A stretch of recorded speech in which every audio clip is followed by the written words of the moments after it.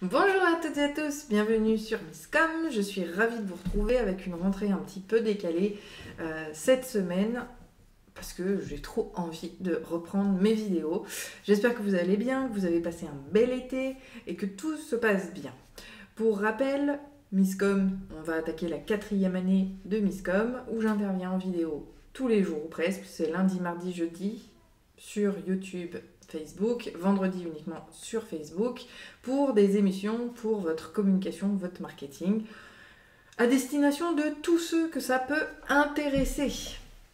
Voilà, et je prends des thématiques hebdomadaires pour pouvoir couvrir un sujet de manière plutôt complète, en tout cas c'est comme ça que je vois les choses, et surtout de répondre à vos interrogations. Donc moi j'attends en commentaire ou par email à claire@misscom.fr vos idées, vos besoins en sujet, sur les sujets qui vous trottent, dont vous avez besoin, vos problématiques, vos questionnements, peu importe, c'est vous qui nourrissez les sujets sur Misscom, donc je vous le rappelle surtout, écrivez-moi, envoyez-moi vos messages pour que je puisse traiter des sujets qui vous préoccupent véritablement, c'est quand même le principe de base de mes émissions. Donc cette semaine, pour la rentrée, puisque même si c'est une rentrée décalée, ça reste une rentrée, j'ai décidé d'aborder la notion de la communication. Au final, c'est quoi? Parce qu'on en voit de partout. Il y a des marketeurs, les marketeurs, des publicités à n'en plus savoir qu'en faire, où on dit qu'il faut faire ci, il faut faire là, il faut faire machin, il faut faire truc. Au final, moi j'ai envie de vous inviter vraiment, par rapport à cette rentrée, à faire le point et à revenir aux basiques, aux basics. Voilà, je bug quand j'ai deux mots en anglais et en français qui arrivent. Le franglais, c'est terrible. La communication, au final, c'est quoi? C'est ce que je vous propose de voir comme fil conducteur cette semaine et plus spécifiquement aujourd'hui sur ce sujet-là. La communication, c'est déjà un élément essentiel. Sans communication, vous n'êtes pas visible. Personne ne sait ce que vous faites, ce que vous vendez, ce que vous avez, comment vous êtes, comment vous le faites. Et donc en fait, vous ne pouvez pas vendre le moindre petit discours, quel qu'il soit, même si c'est juste un échange à l'oral, c'est de la communication. La communication, concrètement, c'est un émetteur, un récepteur et un message entre les deux. Et ça reste quelque chose d'inéluctable pour toute entreprise et je dirais même pour tout être humain. Les interactions sociales sont quand même des éléments indispensables aujourd'hui pour nous. Enfin, on le voit bien par rapport à toutes les restrictions qu'on a vis-à-vis du Covid depuis bientôt 2 ans. On est en manque d'affection, on est en manque de contact, on est en manque d'interaction avec les êtres vivants, même si on n'a jamais eu autant de possibilités pour se connecter les uns aux autres, on n'a jamais été aussi distants les uns des autres. Et c'est aussi une façon de vous inviter à travers ce live justement à reprendre le véritable contact avec autrui et pas juste à publier. Ça, on l'a déjà vu et on le reverra sans doute parce que les messages vitrines, aujourd'hui, ça ne marche plus. Les gens sont en recherche de liens. C'est aussi pour ça que je vous invite à revenir à ce point de départ et à vous questionner sur ce qu'est la communication pour vous, pour votre entreprise, pour les gens que vous cherchez à cibler, parce que ça reste essentiel. La communication est indispensable à une entreprise, à tout être humain, pour pouvoir tout simplement vivre, que ce soit pour l'un ou pour l'autre. Donc, comme vous l'aurez compris, la communication va rester indispensable à votre entreprise, encore plus quand les gens ont des difficultés à nous trouver.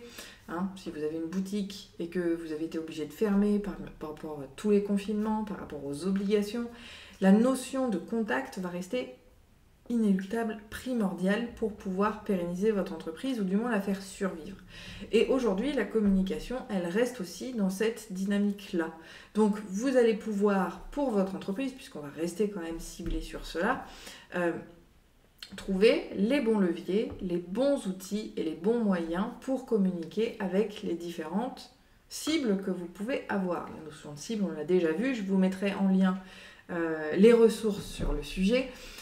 Mais vous avez effectivement le besoin de communiquer. Et cette communication, aujourd'hui, et je trouve vraiment, elle l'a été beaucoup moins au début de Covid, maintenant on est à nouveau dans une communication promotionnelle et très commerciale, alors qu'aujourd'hui, il faut encore plus travailler sur l'humain, sur l'affect, sur le lien qu'on a avec autrui, avec les gens. C'est un peu d'ailleurs ce que je préconise et que je justifie et démontre au travers du Miscom, puisque l'idée c'est vraiment de vous apporter des réponses à vos questions, et c'est aussi pour ça que je suis en demande de vos questions, encore une fois par commentaire, par email, par message privé sur Facebook, si vous le souhaitez, sur la page ou même mon profil, vous m'envoyez les sujets qui vous intéressent, sur lesquels vous avez des questions, des interrogations, et on le traite ensemble. Donc là, le principe c'est de revenir sur qu'est-ce que la communication, et encore une fois, je vais orienter sur le pour vous. L'objectif d'être vous-même, ça rejoint le branding, ça rejoint tout un tas d'éléments indispensables là encore pour avoir une pérennité sur votre communication. Comment vous voulez être visible? Certaines personnes n'en ont pas besoin, juste avec le bouche à oreille, elles arrivent à développer leur entreprise. Oui, ça arrive encore aujourd'hui, mais vous devez absolument y réfléchir et voir comment vous souhaitez communiquer. Donc ça, c'est vraiment très important. Cette communication-là, elle va être, on a pu le voir sous différents angles, ça peut être l'institutionnel, la façon de vous présenter de manière publique, d'accord, le côté vitrine de votre entreprise, ça peut être une communication auprès de vos fournisseurs qui, eux, vont avoir, eh bien, il y a une notion aussi de peut-être négociation, il y a un certain nombre d'éléments que vous allez traiter avec eux et qui ne seront que sur ce cercle fermé-là. Vous avez également une communication pour la fidélisation qui, elle, va viser des clients déjà acquis, mais qui n'ont pas besoin d'avoir tout le blabla que vous pourriez faire dans une stratégie d'acquisition de clients. Votre réseau de clients acquis, lui, va avoir une communication propre. Donc vous voyez, chaque cible, chaque objectif va avoir une communication qui va être très spécifique. Et ça, c'est quelque chose qu'il faut aussi pouvoir segmenter, pouvoir hiérarchiser et mettre de manière stratégique pour avoir une communication efficace. Je vous rappelle que l'efficacité, et l'unicité, ce sont vraiment les deux piliers de mes valeurs et de ce que je répète tout le temps, finalement, vis-à-vis de tout cela. Et il est très très important de garder en tête que vous devez être certes unique, mais avoir une communication vraiment absolument spécifique en fonction de l'audience que vous visez, à laquelle vous vous adressez, et également en termes de messages. Comme je le disais, les entrepreneurs qui me suivent sur Miscom n'attendent pas la même chose que des grosses entreprises. Je peux avoir aussi, et ça je le vois très bien sur mes vidéos qui sont plus tutos, là je vais avoir aussi des confrères et des consoeurs, clairement des concurrents qui viennent voir et qui viennent apprendre à travers mes vidéos pour, eh bien, simplement se professionnaliser, en tout cas développer leurs compétences vis-à-vis d'un sujet particulier. Donc là encore, vos messages doivent à la fois être cohérents avec ce qu'attendent vos cibles, bien évidemment mettre en place des choses qui vont coïncider avec vos cibles. Vous voyez, je vous donne un contre-exemple de ce que j'ai arrêté de faire, c'était Instagram. Pourtant, tout le monde ne jure que par Instagram. Moi, j'ai arrêté Instagram pour la simple et bonne raison que les seules personnes qui interagissaient avec mon contenu, c'était mes concurrents. C'était des agences, même à l'international. J'ai eu beaucoup d'Italiens, j'ai eu beaucoup d'anglophones et d'anglo-saxons qui sont venus réagir au contenu que je publiais, mais au final, c'était pas ma cible. J'ai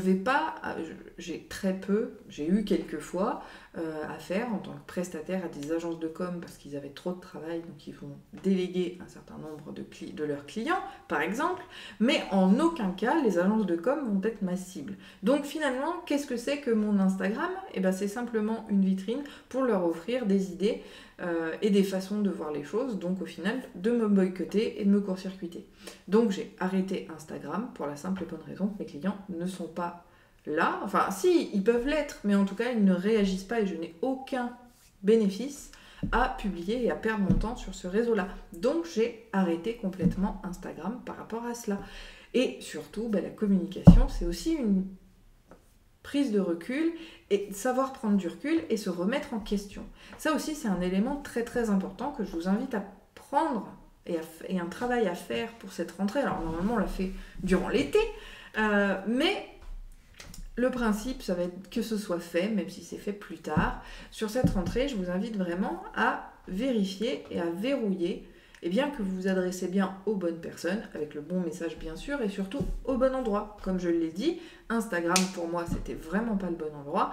Facebook ça reste mon domaine de cœur, c'est pour ça que je publie toutes mes vidéos à cet endroit, même si je les publie aujourd'hui aussi sur YouTube parce que c'est une communauté à part entière, que les youtubeurs qui me suivent ne sont absolument pas les fans sur Facebook, ou en tout cas, ils me l'ont pas montré, puisque les interactions que je peux avoir avec eux, ce sont pas les mêmes personnes. Et donc l'idée, c'est vraiment de savoir où vous voulez. Voilà, on va pouvoir aussi communiquer sur différents supports avec approximativement, je vous évite vraiment à pas faire du duplicate content, mais avec approximativement des contenus qui vont se rejoindre et qui vont être plus ou moins identiques, parce que vous aurez, comme moi, par rapport à Facebook et YouTube, deux communautés totalement distinctes qui n'attendent pas du tout la même chose, enfin, qui ne sont pas au même endroit pour obtenir votre message. Donc là, on va aussi venir étudier où. Encore une fois, on se retrouve à nouveau avec nos 3 piliers, même si la notion d'objectif ne rentre pas dans ce live, on a quand même cette notion de cible et de message et de support, de choix de support qui va être essentiel. Et pour l'entreprise, je vous rappelle aussi que trop communiquer, trop de diversité, voilà, implique la dispersion. Plus vous allez faire de communication sur des réseaux différents, plus vous allez multiplier les interactions sur des supports, d'accord ? Et les supports, ils peuvent être papier, ils peuvent être digitaux, différents, plus vous allez vous perdre. On pense vraiment qu'il faut être partout et qu'il faut faire tout. Non, c'est faux. Il faut vraiment, à travers une stratégie, déterminer et sélectionner les supports que vous allez utiliser. Et en général, on n'en utilise pas plus de 3 à 4. Alors après, ce nombre-là peut effectivement augmenter. Moi, par exemple, au fil des années, j'ai été donc sur Facebook, sur LinkedIn, sur Pinterest, sur YouTube. J'ai plusieurs, et puis je n'ai pas que ça, j'ai aussi mon site web, je crée des contenus dessus, je crée ces vidéos-là qui sont un contenu vraiment, que je souhaite très professionnel aussi, qui vont vous amener à des réflexions avec des objectifs différents. Clairement, mes articles, c'est par rapport à ma compétence et être considérée comme compétente dans mon domaine d'activité, mais également le référencement. Les vidéos, c'est à la fois de développer certes une notoriété et du moins mon professionnalisme, mais surtout, ça a un but éducationnel pour vous apporter des réponses pour que vous ne fassiez pas n'importe quoi. C'est très important en tant qu'entrepreneur surtout, de maximiser son impact et de minimiser ses coûts. Et donc, que de mieux que de faire les choses correctement dès le premier coup. Je crois qu'il n'y a pas plus efficace que cela. Donc voilà un petit peu l'objectif, même si ça sert d'autres objectifs, effectivement. Je travaille aussi ma crédibilité et ma notoriété dans une certaine mesure, mais ce n'est pas l'objectif principal de ce support de communication. Et avec le temps, on va pouvoir les développer. Voilà. Bon, avec tous les contenus que j'ai créés depuis bientôt 4 ans, donc Misscom, on est à plus de 700 vidéos aujourd'hui sur YouTube. Sur Facebook, pardon. Il y en a un peu moins sur YouTube puisque je ne m'y suis pas mise tout de suite. Mais l'idée, c'est vraiment de vous apporter des contenus différents qui vont aussi me servir à moi. Dans tout ça, il ne faut pas se leurrer. Si je peux être considérée comme interlocuteur pertinent pour vous accompagner et vous aider, bien sûr, je ne vais pas cracher sur la soupe. Et la notion d'acquisition client va là encore être présente, mais vraiment dans un sub-objectif tout à fait en dessous de tous les autres. Mais il y est quand même, donc il faut le donner.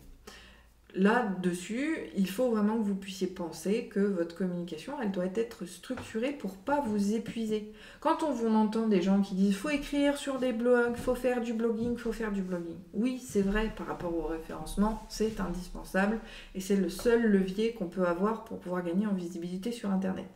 Mais si on ne peut pas le faire, si par exemple vous le faites tous les jours pendant 2 semaines et qu'après il n'y a plus rien, ça ne sert absolument à rien. Il faut ménager sa monture, mais il faut surtout penser pérennité et voir sur le long terme vos actions de communication. Alors, il y en a d'autres, il y en a certaines plus que d'autres, vont être à penser sur le long terme aussi. Voilà, je vous donne un contre-exemple, le flyer, c'est du one-shot.